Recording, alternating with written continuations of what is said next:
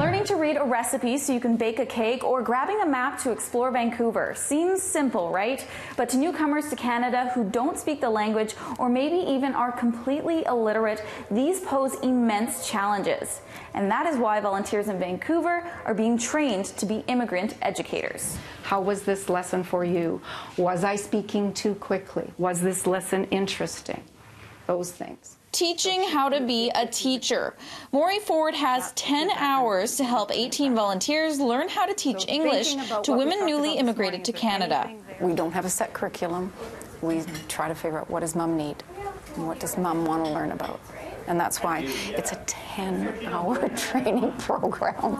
These people are going to walk out of here today with about 6 or 7 lesson plans and 5 or 6 games that they can play in the home once they get there. This Family Literacy Outreach program has their volunteers go to newcomers' homes for one-to-one tutoring sessions every week for 6 months. And in the lessons, it's the students who get to decide what they'd like to learn.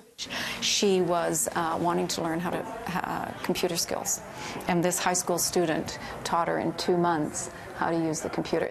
The program also aims to connect to women who may otherwise feel isolated from society. Volunteers don't need to have any specific level of education to tutor. They just have to complete this free training course, and then they're connected to a family in need. I felt like helping people who are landed immigrants kind of integrate into Canadian life is just a good use of my time, very rewarding. This is a good opportunity.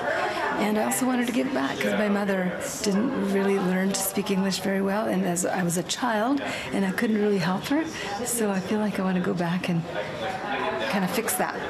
What about it did you like? What was the thing that you really liked in this book? Over the last 4 years, volunteers of the program have spent over 1,400 hours tutoring. And if you want to be one of them, the next class will be back in session at the Mount Pleasant Neighborhood House in the fall. In Vancouver, Ashley Burr, City News.